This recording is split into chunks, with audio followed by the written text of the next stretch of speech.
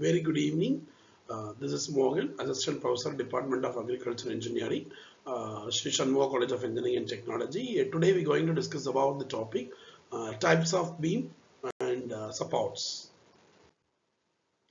Actually, before getting to this types of beams and types of loads or types of support, let me see what is a beam. It is a structural element which has one dimension considerably larger than other two lateral dimensions. That one dimension, it seems the length is larger than the remaining two lateral dimension, that is breadth and depth. So it is supported at few points. The distance between two adjacent support is called as span. It is usually a loader normal to its axis, especially on x-axis, that is z axis. The applied loads make every cross section to face bending and shearing. The load finally get transferred to the support, and support to, that means column, or even the support to surface to area, means nearby surrounding area. The system of forces consisting of applied load and reactions keep the beam that's in equilibrium. The reaction depends upon the type of supports and loading.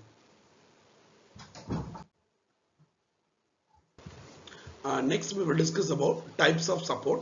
In that, let me discuss about the first one is about simply supported.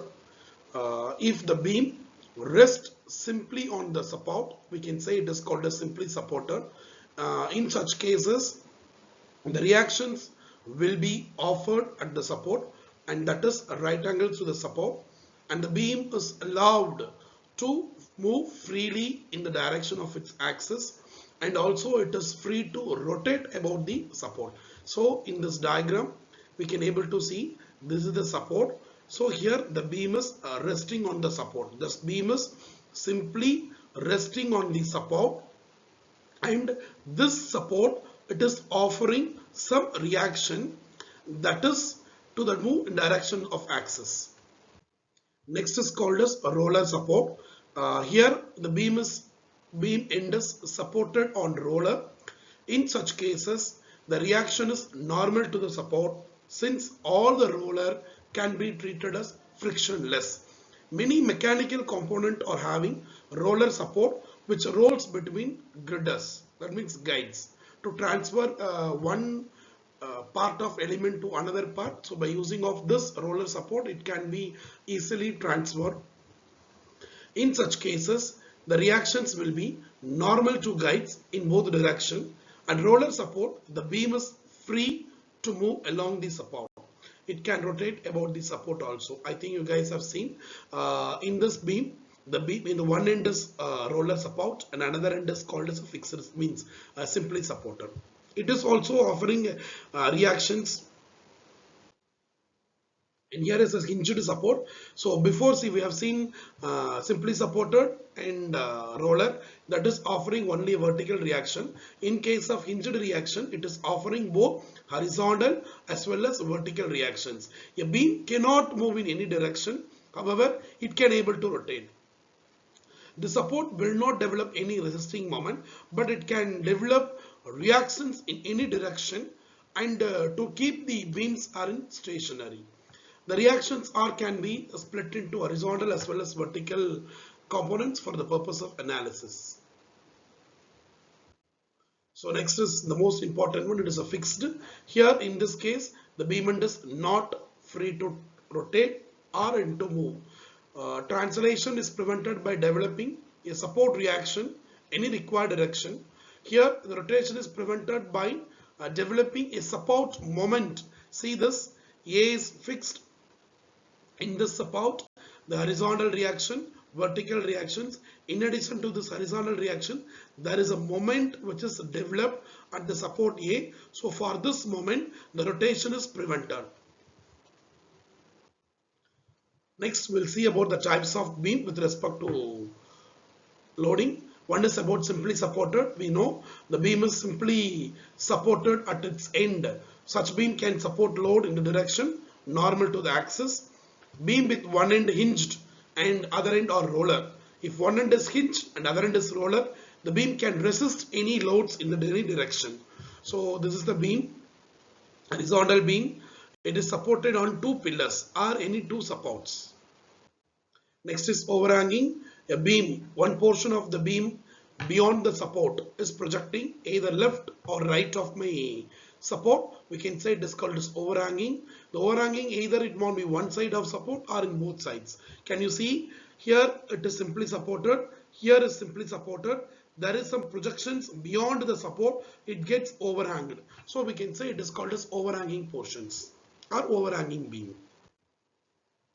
Cantilever, we might know the cantilever beam is fixed at one end and free at other end. So we can say it is called as cantilever. All type of lintel, above doors and windows or even porticos, it comes as the best example of cantilever beam. Another types of beam is propped cantilever. So cantilever and propped cantilever. Cantilever is free at one end, fixed at one end. In case of propped cantilever, in free end, there is offering some vertical reactions. Both ends are hinged. In this beam, both ends are having hinged support. And last one is about the continuous. A beam is said to be continuous if it is support is more than 2 points. So we can say a continuous beam in examples of any halls, assembly halls or reception halls, any open places, we can see the continuous beam. Next, let us move on to an horizontal load. A beam will carry either horizontal or vertical. The load acting on the beam is purely, it may be vertical. So the following are the important types of load acting on the beam. The first one is concentrated or vertical point load. The second one is uniformly distributed load. The third one is uniformly varying load, otherwise called triangular load. A concentrated load, have vertical load, or we can say it is called as a point load. It will be act on the point along the span. So for example, if a beam is having 10 meter, the load will be acting at each 2 meter interval or at the center or even an unequal span. The load will be acting with respect to the specific point. So we can say it is called as point load, or we can say it is a concentrated load. The second one is about distributed load, uniformly distributed load. The load will be uniformly spread over the beam length, or it will be distributed over the beam length. In such case, the load W is uniform throughout the length. Wherever we can cut the section in between the span or between the support, the load is uniform throughout the section. Only thing is that span alone it is getting changed. So we can say it is called as uniformly distributed load. The second one is about, the last one is about uniformly varying, or otherwise called as a triangular load. We can say it is having the moving load is one which is spread over the beam. The rate of loading varies from one end to another end. One end is having the maximum load, another end is having very minimal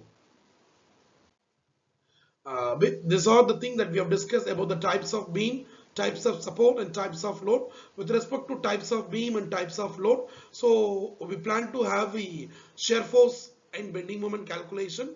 With respect to shear force and bending moment calculation, we should be able to draw shear force diagram and bending moment diagram. Here, there are some of the important points for drawing shear force and bending moment. Consider the left or right of section. For calculating any shear force or it may be the bending moment, we should calculate the shear force or bending moment either the left to the point or to the right of the point.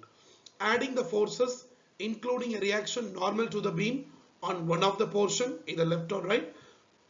If the right portion of the section is chosen, the force acting right downward is negative, force acting upward is positive. Likewise, if you are choosing left of section, the force acting downward is positive, the force acting upward is negative.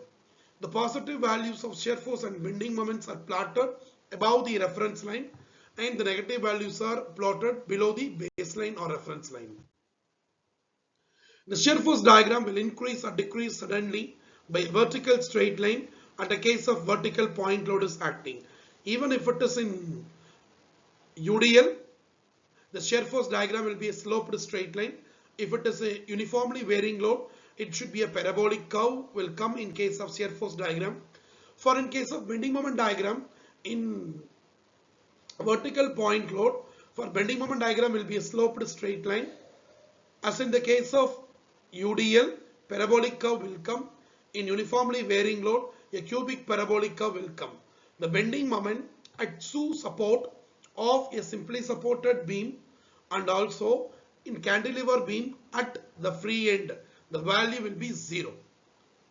If any bending moment value, that means shear force value is 0, or if the shear force diagram changes from positive sign to negative sign, in that particular point the bending moment will be maximum, and that particular point is called as point of contraflexion or otherwise called as point of inflection. Thank you. We will see the remaining shear force calculations and bending moment calculations in the upcoming sessions. Thank you.